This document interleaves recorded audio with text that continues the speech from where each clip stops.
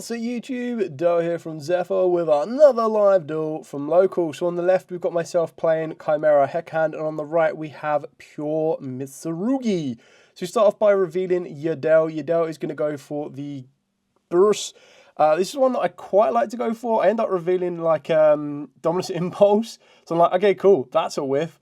And ironically, I think this is one of the worst matchups for the Hecahands because every time they reveal something, they've got such a small chance of resolving. And what I mean by that is, if you reveal a ritual monster, you can't summon it. A pure Mitsurugi build usually only plays like, what, 2 Murakumo, 3 Habakuri, and maybe 1 Futsu. So none of those can actually be summoned. And then the fact that I know he's got a Dominus Impulse, I'm like, okay, cool. Well, my Chimera Fusion's probably going to get answered at some point. So hits with the Dominus Impulse. We then go normal summon a Dusted Gold, turn a Dusted Gold into Requiem. Again, you can see that I hard open up the Dusted Gold, whether you make of that as you will. Work our way into Engraver. And now I'm like, oh yeah, I'm missing the other monster. Like the other monster I should have been able to take from my opponent. So I've had to go into sequence, and you just open up the door for if there's another Impulse, if there is an Infinite Impermanence. Obviously you can't use Impulse right now, but like, what more could possibly be in the hand? And I think if I remember rightly, there is another Impulse for later on during my turn. So it's just trying to figure out what I can actually do here. Like I could go into Desiree if I wanted to, and it's trying to kind of make the kind of the compromise what to go for. So I go for Baphomet instead. The Baphomet will then send one from deck to grave. And my initial plan was, so I send the Mirror Sword Knight. And I was like, cool. So I've got Mirror Sword Knight in the graveyard. That's now a monster negate. And then I bring back Engraver. And then for some odd reason, I decided not to go into High Wave King Caesar. I was like, you know what? I've got Chimera Fusion. Because I think I opened up I had a Chimera Fusion back. I was like, I've got Mirror Sword Knight in the graveyard. I've got Chimera Fusion that can go into Guardian Chimera. Maybe that will be more helpful to me than playing a High Wave King Caesar. Whereas I really should have gone High Wave King Caesar, because then I can answer prayers, I can answer the ritual. Like, it was just such a silly move to not do it. And I think ultimately that's where it kind of cost me. And like the whiff of the Bruce is obviously a little bit painful as well. I think even if I did the Gygus, the only monsters you can reveal is an Ash Blossom and then any other type of monster hand interaction that they play. And then the Saji, the Aramasa, or the other one. So like your chances of resolution are very, very low. Anyway, so we set one, we pass. So there's one card in hand. One set card is Chimera Fusion. And then that's it. So we get activated on Dimension Fissure. Quite a good card against this deck. We activate Preparation of Rites. We activate Ash Blossom, obviously getting that banished. Activate Prayers. So this is why it makes no sense. It is like High Wave King Caesar deals with that, right? And then you use Habakuri, and I deal with the Habakuri. So like, that's it. My High Wave King Caesar is done with both these cards. So there's 2 more cards in the hand that I now need to deal with. And it's like, it's crazy. I kind of prioritized the Mirror Sword Knight, but the Mirror Sword Knight is only monsters that your opponent controls. So it was like, again, such a silly thing to do. Yeah, I kind of just bubbled this one. This one was just in my own head. And then my opponent just played it really, really well. Like, even with the 1 Dominus Impulse, it wasn't like enough to end my turn. If I just got into High Wave King Caesar, I think all of this doesn't happen. Like, either prayers get stopped, or I let prayers go through and I stop the ritual, I stop the Habakuri. Yeah, I just think it kind of makes it so much more awkward to deal with. And now, not knowing that there's another Dominus Impulse in the hand, I'm just kind of like matching up what we've got here. So we've got the Murakumo, and then with Murakumo's effect, it's kind of like I should have used the Mirror Sword Knight in the graveyard, but then I think the issue was I was like, okay, well, they chain blocked the Murakumo, so I was like, okay, well, nothing's going to happen there. Anyway, go to game number 2. Draw phase, they activate Perulia. Normal summon Mirror Sword Knight. Mirror Sword Knight goes into the Gazelle. I feel that this is kind of safe under Perulia because, well, not under Perulia, but under Fuelos. It's a little bit risky because if they draw an Ash Blossom, you kind of cry a little bit. We get to reveal Idel. Adele is the one that's going to get us the Hecahands spell or traps. We get to go for the hidden Hecahands. So at the moment we've got Gazelle, we've got hidden Hecahands, and then we also have Chimera Fusion. No Droll has been dropped, so which again is kind of like a safety net against the Perulia. And all it really is do I want to resolve, like, do I want to resolve any of the actual Hecahand monsters in the hand to summon themselves? Because then it just gives my opponent another draw. So a couple of things to consider on that one. Activate the Chimera Fusion. We fuse Godos and we fuse the Chimera. Chimera is going to attempt to go Chain Link 2 to add me, the Gazelle, to add me Yadel. And then Chain Link 1 is going to be the Baphomet sending the evil hero Neko. So this is going to set me up, unless there's a Bestial, this is going to set me up Fiendsmith plays, or like, Fiendsmith plays. We added back the Chimera Fusion because we've got the Baphomet. We're going to go into a Dusted Gold. A Dusted Gold goes into Requiem, like, stop me if you've seen this one. So this is where, like, Perulia's not the worst, like, not the best against this deck. Like, I can let you have one draw. And if I play it correctly, I can kind of go Bruce as well, and then Bruce will attempt to take one from my opponent's hand. But as we saw during game one, the chances of resolution of these is a lot lower.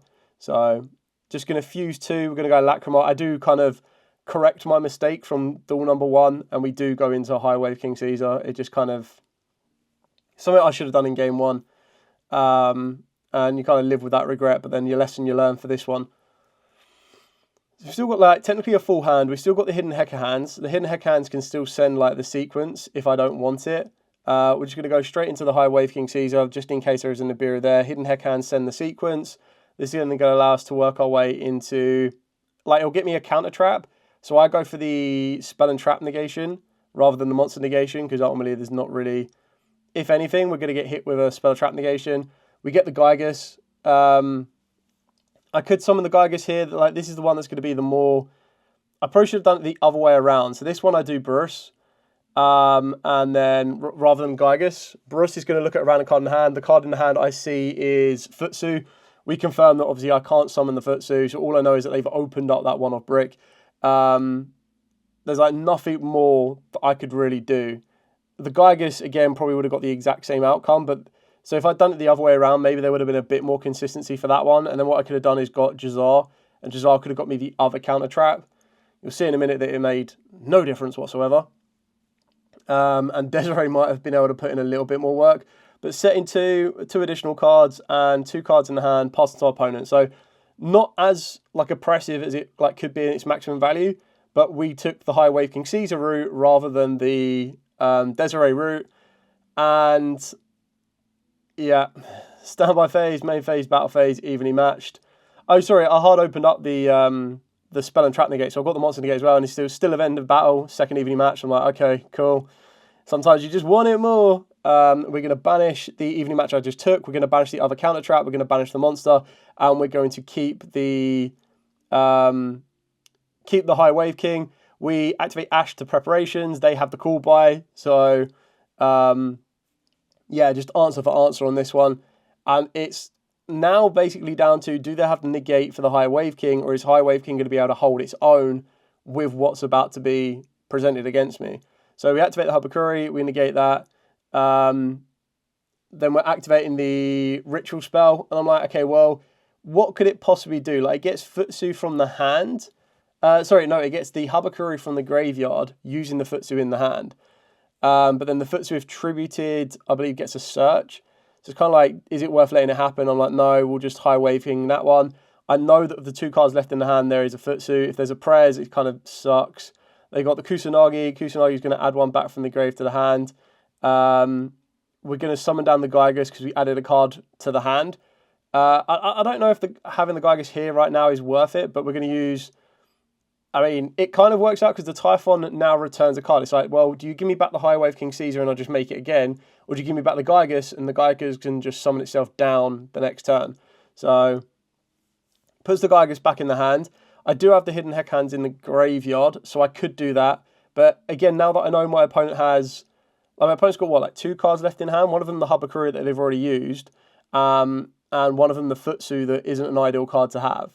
So, not really a lot going on there. I could have made my life a little bit easier if I used the Lacrima to recycle one of my light monsters to do 1200 damage to make this a little bit easier to go through. But we're just going to go Hidden Hecahands. We're going to make my opponent draw one and discard one. So they draw one, discard one, being the mirror. Summon down the Gygus. Gygus looks at a 3. Luckily, I hit a Nibiru for this one, so I do actually get a monster this time that I can summon. And now it's like, well, both my counter traps are gone. One's engraved, one's banished. I could loop back the counter trap card by going into the Jazar. And it's just kind of like, do I go for that or do I go for Tartarus? Like, I could go for Hidden Hecahands because I haven't used its first effect yet.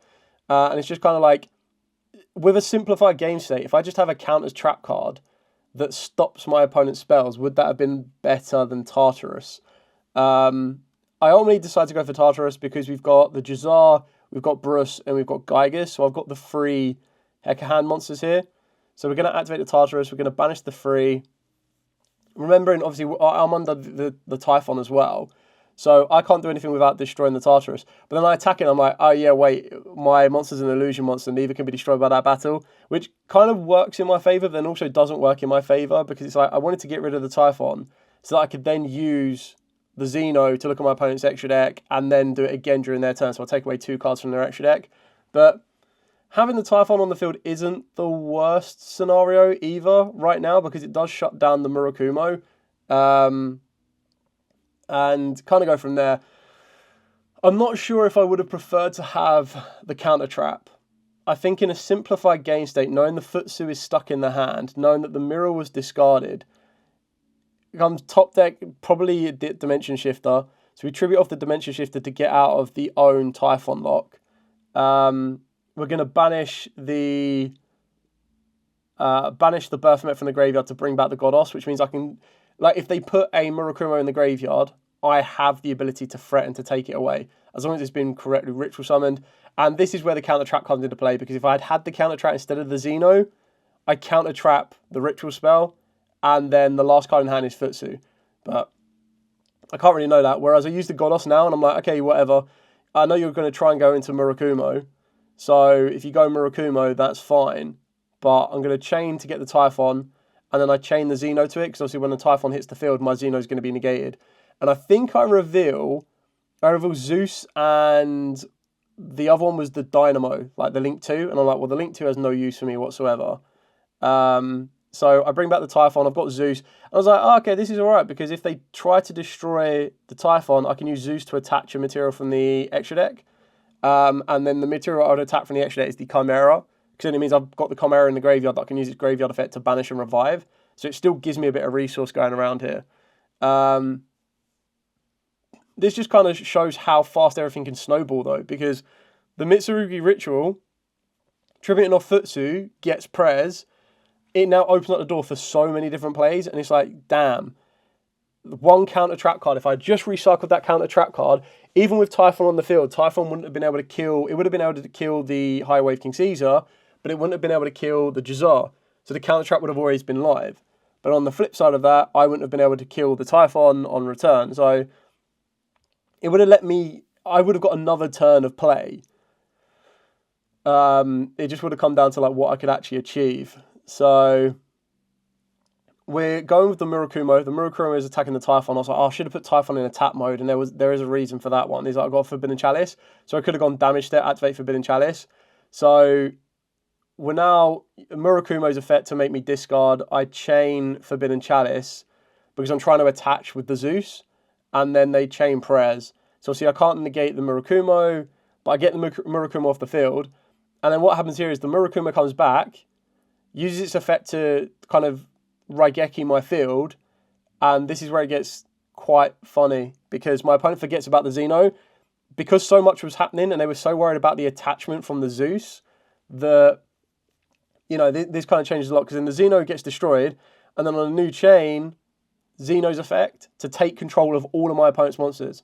So I could take control of the Murakumo, the Saji, and the Dimension Shifter. And I had no cards on the field, so I don't think they could have used the Magatama. So unless the Magatama can destroy your own cards, which I don't know off the top of my head, if it can, then maybe you activate the Magatama. And that then means that I have a lot less resource on my field. I think I've still got Engraver in the grave. I'm just checking the graveyard now. But I know there's a Magatama and there's a Prayers, and I really do overthink this next line of play, because I'm like, oh, they're just so resilient, and I got in my own head, because I was like, so I bring back the Engraver, but I was quite like, oh, okay, so what happens here is my opponent activates Prayers, they revive the Kusanagi, they then activate the Magnetama destroys the Kusanagi, they then destroy the Murakumo, and then for some reason my brain was like, oh yeah, Murakumo comes back when it's destroyed, not when it's tributed. So I was so worried that in that line of play, the Murakumo comes back to the field, the Murakumo then uses effect to Raigeki my field, and that's it, I lose. But as I was overthinking it, my opponent was like, no, it only comes back when it tributes. I was like, oh. So there's a lot of thinking time here. And I'm just talking through to my opponent. I'm like, because we're in the main phase. I was like, why have they not activated Prayers yet? I was like, the only reason I haven't activated Prayers is that I've got player priority. But I was like, I've already brought back Engraver. So the worst thing that's going to happen is I try to go to the battle phase, and then in the main phase, they do the exact same thing. And this is where I'm explaining to my opponent, oh, you go Prayers, you bring back. This is what I'm trying to say to him. I'll say, like, I think I lose here, because I was like, you use Prayers, you bring back Kusanagi, you activate the Magnetama then tributes off the Prayers, destroys the Murakumo, and then Murakumo comes back and Raigekis. He's like, no, that only happens when Murakumo is tributed. I'm like, oh, okay then. Battle phase, attack the game, and he's like, yeah, this game. I was like, I'm so sorry, like my brain just overcomplicated it. Felt it was going to be so much more than it was. Anyway, we now move into that all-important game 3. My opening hand isn't amazing. Like, the only interaction I have here is Godos. So I'm really trying to hope that we get some field-breaking cards for going second. The Godos is kind of okay, but it's one of the ones that it has to... Like, once it enters the field of play, so once my opponent adds and it enters the field of play, and I should be doing it a lot earlier, it frets that the Murakumo hits the graveyard. But then I was like, well, if I do it too early, Murakumo comes onto the field, and then Raigeki's the field. And I'm like, well, that's all for nothing. So I was like, right, I've got to hold it for when Murakumo could possibly be in the graveyard and has been successfully ritual summoned, so that I can then bring it back to my side of the field. And ultimately, we're just going to be seeing like the Mitsurugi full combo here. So like Habakuri, Amarasu, Saji, Futsu. So like it's going to be the full thing. So it'll be Habakuri, Futsu, Prayers. I already know all of that. God, I wish I had a draw. Mirror brings back the Murakumo from the graveyard. Obviously, I couldn't take the Murakumo from the graveyard because it hadn't been successfully summoned. Now that it has been summoned, and I'm like, right, cool, I don't need to worry about the Murakumo. They add the Magnetama. I'm like, cool, chain the Godos. And then they're going to use Murakumo to make me discard. And I was like, actually, I'm not going to discard just to get it to the field. I probably, with hindsight, could have done and should have done. But I mean, everything here is just... Like, the only time I could have interrupted if I let that Godos hit the field is when they try to revive the Serpent from the graveyard. So then I could have gone Godos, take the Serpent, and it would have been okay because it meant that they wouldn't have this rank 4, so they wouldn't have been able to get into Dagares. Dagares, obviously, we go for the detach 2, draw 2, discard 1. So that might have been pretty good to stop that draw 2.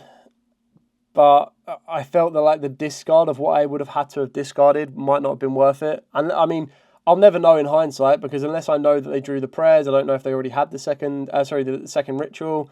Like, I'm not too sure what we could have had. But now staring down 2 Murakumos, 1 Futsu, now just going for more draws, man. This is where like, Jirol, there would have been no Dagares, there would have been no draw off the Haggard Lizardos. So we've got the Murakumo is going to make me discard a card. I think there's like a whole hand of 6, and there's like set 3, and then activate Dimension Fissure. I'm like, okay, I don't know how I break this. Like even an evening match gets hit with a trap card, so I kind of need to bait the trap card out without presenting anything to the field, and then evening match, or hope that I do what my opponent did and open up double evening match during game 2. So we're going to go for the Cornfield Kotal to try and search. See what my opponent tries to do here. Cornfield Co is only going to get me a starter in the form of the Gazelle. And it's kind of just like damage control here, I guess. It's like normal summon the Gazelle and then see when my opponent interacts with me. not having a graveyard's quite damaging. The only way I can out that graveyard is if I go for the Guardian Chimera, and even then you'd kind of want to chain block your Guardian Chimera, and that's where it gets a little bit tricky. So I'm really trying to bait out the trap card, because I know the trap card's there. Like, it just kind of is. So we go for the Nightmare Apprentice. We discard the Yugioh. They're going to chain. Now, this is actually quite a big chain link, because we go chain link 1, Illusion to Summon. Chain link 2, Murakumo. Chain link 3, Forbidden Chalice. Chain link 4, Magnetama. Chain link 5, Chimera Fusion. And then it's like, well, does this hit the... Like, is the trap card going to try and negate this to end the chain, or does it let it go through? Where could it possibly go? So we're just kind of like talking through how this chain now resolves. Obviously, Forbidden Chalice will fizzle. The Chimera Fusion will resolve. We're going to fuse using the Nightmare Apprentice and the Gazelle. And then we're just debating if we use another one in the hand, which we're going to use a Godos to get into the Guardian Chimera. We then resolve this, resolve everything else here. Letting the Illusion Apprentice fizzle, like there's no need to. We're going to try and use Guardian Chimera. We've got 1 card left in the hand, and I think the Guardian Chimera just gets hit with the trap card. It's like, yeah, Purification. Purification just going to negate, destroy the Guardian Chimera, and then, yeah, Futsu still gets tributed, so Futsu still gets to, I think, summon. I think it gets to summon anything, I could be wrong. Just trying to think if there's anything more that I can chain. I can't remember what the last card in my hand is. I don't think it's of anything of use. I mean, a Typhon could have been good here. Maybe I just didn't. Maybe the best way would have been not to use the Guardian Chimera. But then I needed to kind of bait out the trap card, because you just go Typhon and then what? Like, Typhon attacks Futsu, maybe. And then I can't remember if the trap card is tribute off a reptile, if it's tribute something else off, if it has to tribute off a Mitsurugi monster. But yeah, not ideal. Banish the Purification, chain. Oh, it's spell card Monster Reborn to bring back the Murakumo, and then they just chain Prayers, which is the last set card to bring back the Murakumo. And it's like, yeah, there's not really anything I can do here. You're just going to be able to go, cool, attack for 2,000 on. And even no top deck would have saved me on here, so I top deck Forbidden Droplet, and I'm just like, I wish I could have had Forbidden Droplet instead of Chalice. That could have been pretty good, but you just never know. Anyway, it was a good kind of duel. The deck ended up facing Dracotail Dragon Maids. It ended up facing Mitsurugis and Centurion, and I'm trying to remember what the last one was. Oh, Art Mages. So it had a bit of a range. It had like top end meta, and then it also had like kind of the roguish styles. So it's good to play. I want to test out the Kashtira version next as well. I'm just trying to find the version that I like the most. I like how easy it is to access the Fiendsmith package with this deck. I also like how you've got the graveyard negations as well, and the additional synergy, just being constantly able to search out illusions. But it's still something I want to be testing and kind of find the right outcome for.